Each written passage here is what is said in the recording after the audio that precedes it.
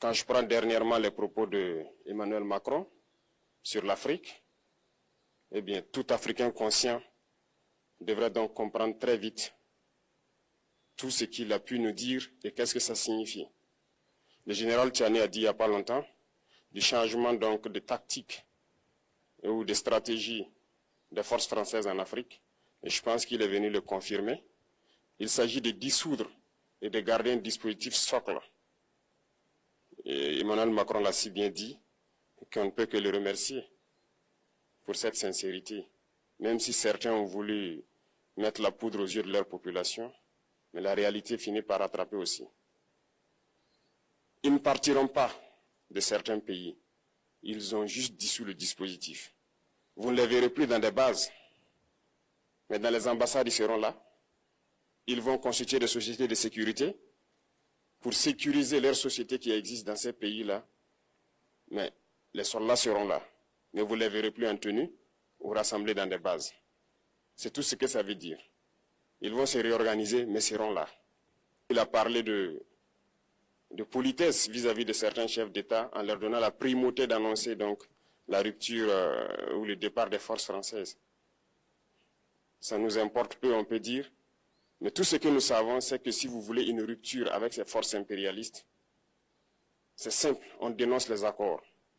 Tout commence par là-bas. Et je pense que l'exemple du Tchad, en tout cas, est palpable. Ils ont commencé par dénoncer les accords. Sinon, si on ne dénonce pas les accords, juste dire que les bases quittent, on n'a rien fait. Parce que le problème se trouve dans les accords coloniaux de défense qui ont été signés depuis l'indépendance. Le plus dangereux n'est pas ceux-là que vous voyez dans les bases. Le plus dangereux, ce sont les conseillers militaires. Les conseillers militaires existent dans tous ces pays. Ils ont existé au Burkina aussi jusqu'en fin 2022, jusqu'à ce que nous prenions nos responsabilités. Et qui sont ces conseillers militaires? C'est ceux-là qui sont censés mettre en pratique la politique de la France ici. Ils doivent travailler à rendre nos armées très faibles pour que la France puisse toujours avoir l'argument d'exister ici. Sous Blaise Compaoré, ils avaient réussi. Nos sentinelles prenaient donc la garde avec des bâtons. C'est ça que la France veut de nos armées. Lorsque nous arrivons à cette étape, nous n'avons pas le choix que de vouloir qu'ils viennent s'installer. Mais l'armée burkinabé a réussi à un moment donné à se débarrasser des conseillers militaires. Malheureusement, je pense qu'en 2019, après l'opération Otapouanou, où ces Français ont vu que l'armée burkinabé a encore une capacité de réagir au terrorisme, ils ont appelé le chef d'état-major en France, ils l'ont instruit de reprendre les conseillers militaires dans toute la structure. Eh bien, il n'a pas accepté, mais au retour au pays, les politiques l'ont instruit d'accepter les conseillers militaires. Et c'est là que les conseillers militaires sont revenus dans l'armée burkinabé en 2019.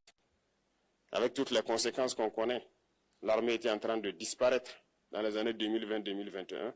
Et d'ailleurs, c'est le moment où beaucoup de militaires ont dû déserter, parce qu'il n'y avait plus d'espoir. On était en train de s'effondrer. Voilà un peu comment ils travaillent. À l'état-major général des armées, dans tous les états-majors d'armée, dans les écoles, c'est eux qui sont censés dicter la politique de notre armée. C'est eux qui nous disent combien recruter, quand recruter et qu'est-ce qu'il faut en faire. Ils sont dans les écoles pour nous dire comment il faut les former et ainsi de suite. Tant que ces conseillers militaires sont là, vous n'êtes pas indépendant. Votre armée aura juste l'apparence d'une armée qui sera là en train de faire des parades, du cirque. Mais lorsque viendra la guerre, vous vous rendrez compte que la parade, c'est une chose, mais la guerre, c'est une autre chose. Il faut rompre les accords. C'est la seule façon d'avoir une armée indépendante et se construire, être fort. Mais beaucoup de gens ne le comprennent pas peut-être. Et même avec ces accords, la France choisit dans nos États des élèves officiers pour aller les former. C'est à travers ces mêmes accords. Mais en réalité, ces officiers qui partent se former pour la plupart, pour la France, ils viennent pour servir l'État français dans leur pays. Ils ne viennent pas pour servir nos pays. Ils les forment pour qu'ils viennent servir les intérêts de l'État français. J'en veux pour preuve. Lorsque nous nous sommes révoltés, beaucoup d'officiers au Burkina qui ont été formés en France ont été immédiatement contactés pour leur dire que c'est le moment de se mettre en action parce que vous avez été formés pour ça, pour servir les intérêts de la France. La plupart de ces officiers nous ont rendu compte. Nous avons pris acte et nous continuons de suivre. Lorsque un officier formé en France arrive dans son pays et par malheur meurt soit par accident ou bien sur le champ de bataille, en France, il y a une nuit d'hommage aux morts dans l'armée, comme partout ailleurs.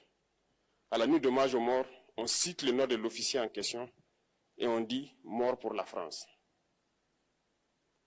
Il ne le forme pas pour servir son pays, il le forme pour servir leur État. Et dans beaucoup d'États africains, il y en a plein de ces officiers. Combien sont patriotes, Dieu le sait. C'est une leçon que Emmanuel Macron a donnée encore aux chefs d'État africains, de se rattraper et de pouvoir vraiment mener cette lutte contre l'impérialisme.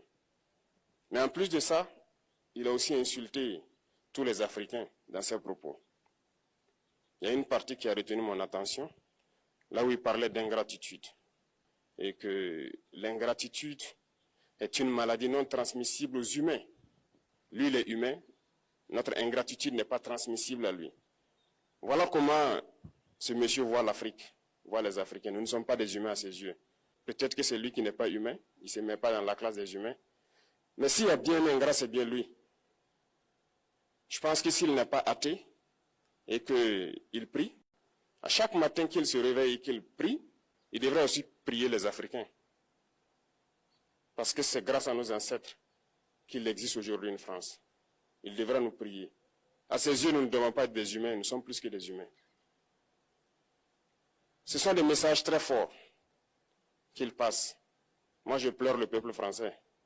Mais quand même, il est bien pour l'Afrique. Il est un mal nécessaire pour nous. Ceux qui veulent se réveiller, se réveillent. Ceux qui ne veulent pas se réveiller, comme on le dit, on ne peut pas réveiller quelqu'un qui ne dort pas. Les Africains doivent se réveiller.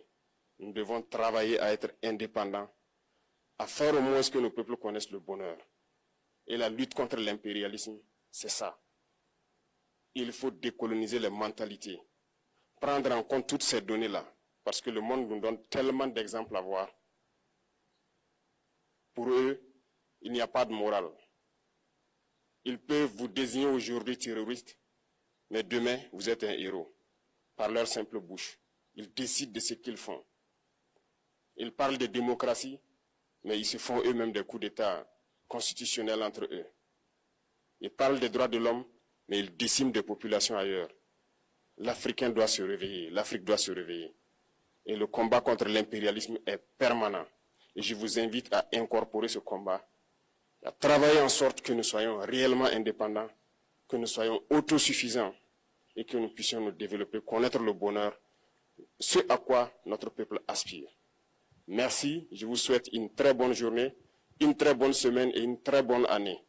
Et que, à la fin de cette année 2025, en faisant la rétrospective, nous devrons nous dire que nous avons apporté un grand plus à notre nation. Merci beaucoup à tous. Que Dieu vous bénisse et que Dieu protège notre chère patrie. La patrie ou la mort, nous vaincrons.